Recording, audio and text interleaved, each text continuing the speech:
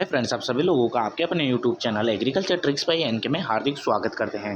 जैसा कि आप लोगों को पता है कि एग्रीकल्चर से रिगार्डिंग कोई भी ट्रिक वगैरह होती है, नया अपडेट वगैरह आते हैं तो हम आप लोगों को वीडियो के माध्यम से प्रोवाइड करवाते रहते हैं। तो आज इसी कड़ी के अंतर्गत जो मुख्य क्वेश्चन है मैं उनकी बात करूँगा, टॉप 10 क्वेश्चनों की। तो चलिए क्वेश्चन की ओर बढ़ते हैं।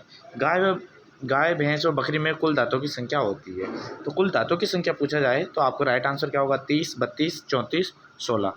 तो आई होप आप सभी लोगों को पता होगा कि जो स्थायी दांतों की बात करें तो कितने होते हैं? 32 दांत क्या होते हैं? स्थायी दांत। और अस्थायी बात करें तो अस्थायी कितने होते हैं? 20। तो ये भी आप याद रखना फ्रेंड्स। चलो नेक्स्ट क्वेश्चन की ओर बढ़ता हूँ बिगैर टाइम वेस्ट किए हुए। सेपरेटर मशीन का हृदय कहलाता है। तो बाउल को कहते हैं, सेपरेटर को कहते हैं, मशीन को कहते हैं, या इनमें से कोई नहीं।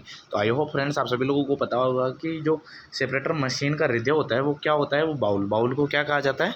सेपरेटर, क्रीम सेपरेटर मशीन का हृदय कहा जाता है। चलिए नेक्स्ट क्वेश्चन की ओर बढ़ते हैं। भेड़ के मांस को कहते हैं तो बफन कहते हैं, चिकन कहते हैं, मटन कहते हैं, या बीफ कहते हैं। तो आई होप फ्रेंड्स आप सभी लोगों को पता ही होगा कि जो बफन होता है वो किसके मांस को कहते हैं? वो भैंस के मांस को कहते हैं। चिकन किसके? मुर्गी के मांस को, है ना। मुर्गी के मांस को क्या कहते हैं? चिकन कहते हैं। अगर इसके अलावा बात करूँ भेड़ के, तो भेड़ के मांस को क्या कहेंगे? मटन। तो इसके अकॉर्डिंग क्या राइट आंसर हो जाएगा? मटन हो जाएगा। और मैं बात करूँ बीफ, है ना, तो बीफ किसका हो जाएगा आपका? गाय के मांस को, है ना। गाय के मांस को बीफ कहेंगे, भैंस के मांस को बफन, चिकन मुर्गी के मांस को, और मटन भेड़ के मांस को। तो इसका राइट आंसर ऑप्शन नंबर 3 हो जाएगा। चलिए नेक्स्ट क्वेश्चन की ओर बढ़ता हूँ। चिन्हित करने की टैगिंग विधि प्रचलित है। तो टैगिंग किसके अंतर की जाती है फ्रेंड्स? सूअर में की जाती है, भेड़ों में की जाती है, मुर्गियों में की जाती है, या बकरियों में की जाती है। तो आई होप फ्रेंड्स आप सभी लोगों को पता ही होगा कि टैगिंग, चिन्हित करने की टैगिंग विधि वो काफ़ी प्रचलित है। वो किनके लिए है? मुर्गियों के लिए है। तो मुर्गियों के पाँव के अंदर क्या है? या तो एल्यूमिनियम की या प्लास्टिक के क्या रिंग या टैग डाल दिया जाता है। मैं बात करूँ सूअर की, तो शेयर के लिए क्या किया जाता है? ईयर नोचिंग, है ना, ये भी याद रखना है, ईयर नोचिंग। और भेड़ के लिए पेंटिंग की जाती है ना, पेंटिंग, है ना। और जो बकरियों के लिए है वो दागना किया जाता है ना, दागना। तो आई होप ये क्वेश्चन आपको आ गया होगा। नेक्स्ट क्वेश्चन की बात है, दूध दोहने की सर्वोत्तम विधि है। तो अंगूठा विधि है, पूर्ण हस्त विधि है, चुटकी विधि है, या इनमें से कोई नहीं। तो आई होप फ्रेंड्स आप सभी लोगों को इसका राइट आंसर आता होगा कि दूध दोहने की सर्वोत्तम विधि कौन सी होती है? पूर्ण हस्त। तो जो पूर्ण हस्त से दूध दोहते हैं वो क्या मानी जाती है? सर्वश्रेष्ठ मानी जाती है। अंगूठा विधि जिसे नकलिंग भी कहते हैं, तो ये क्या दोषपूर्ण विधि है? इससे क्या कि जो पशु के अयन हैं उनके अंदर क्या बन जाती है? गांठें बन जाती है। और चुटकी विधि है जिसके अयन छोटे पाए जाते हैं ना, उनके अंतर्गत यूजली की जाती है, जैसे कि भेड़ वगैरह हो गई। और इनमें से कोई ऑप्शन नहीं है, तो राइट आंसर कौन सा हो जाएगा? ऑप्शन नंबर 2 इसका क्या हो जाएगा? राइट आंसर हो जाएगा फ्रेंड्स। चलिए नेक्स्ट क्वेश्चन की बात करूं। अधिक हरा चारा खाने से पशु में कौन सा रोग फैलता है? तो अधिक हरा चारा खा लेंगे तो क्या होगा? उसके आफरा आएगा, गलघोटू होगा, एंथ्रेक्स होगा, या इनमें से कोई नहीं।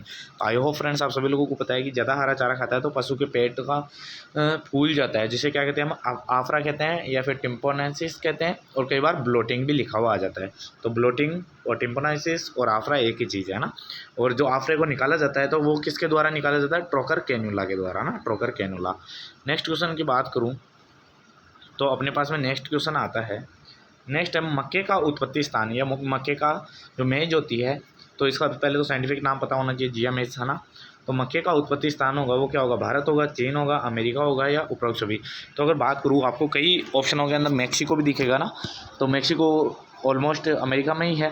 तो मैक्सिको नहीं दिया हुआ तो उत्तरी अमेरिका भी कई बार इसके अंतर्गत नॉर्थ अमेरिका भी आ जाता है ना। तो अमेरिका इसका क्या हो जाएगा? राइट आंसर हो जाएगा। या उत्तरी अमेरिका भी आए तो ये कोई दिक्कत वाली बात नहीं है। तो उत्तरी अमेरिका भी कर सकते हो, या फिर मैक्सिको डायरेक्ट दे दे। तो मक्के का क्या हो जाएगा उत्पत्ति स्थान? मैक्सिको। चलिए नेक्स्ट क्वेश्चन की ओर बढ़ता हूँ। नेक्स्ट है मूंग का उत्पत्ति स्थल है। तो मूंग का उत्पत्ति स्थल कौन सा है? चीन है, अफ्रीका है, भारत या अमेरिका। तो आई होप आप सभी लोगों को पता ही होगा कि जो मूंग है, मूंग का उत्पत्ति स्थान क्या है? अपना भारत ही है। चलिए नेक्स्ट क्वेश्चन की ओर बढ़ता हूँ। तो अगर बात करूँ नेक्स्ट क्वेश्चन की, तो सोयाबीन में कितनी प्रतिशत प्रोटीन पाई जाती है? तो सर्वाधिक प्रोटीन सोयाबीन में पाई जाती है, और वो कितनी पाई जाती है फ्रेंड्स? 42%, 42%, है ना। और 20% के लगभग इसके अंतर्गत क्या होगा? ऑयल कंटेंट हो जाएगा। चलिए नेक्स्ट क्वेश्चन की ओर बढ़ता हूँ। Next and last final question है अपने पास में कि टिक्का रोग किससे संबंधित है? तो सोयाबीन से, धान से, मूंगफली के, और उपरोक्त सभी। तो इसका राइट आंसर क्या होगा फ्रेंड्स? आई होगा आप सभी लोगों को पता होगा कि टिक्का किससे है? मूंगफली से रिलेटेड है। और इन रोगों से संबंधित एक अपना वीडियो भी डाला हुआ है, वो आप प्ले लिस्ट में जाके देख सकते हो। काफ़ी इंपॉर्टेंट है और उसको आसान तरीके से याद करने की ट्रिक्स वगैरह बताइए। तो थैंक यू फ्रेंड्स, मिलते हैं नेक्स्ट वीडियो में नेक्स्ट इंपॉर्टेंट क्वेश्चनों के साथ। Thank you.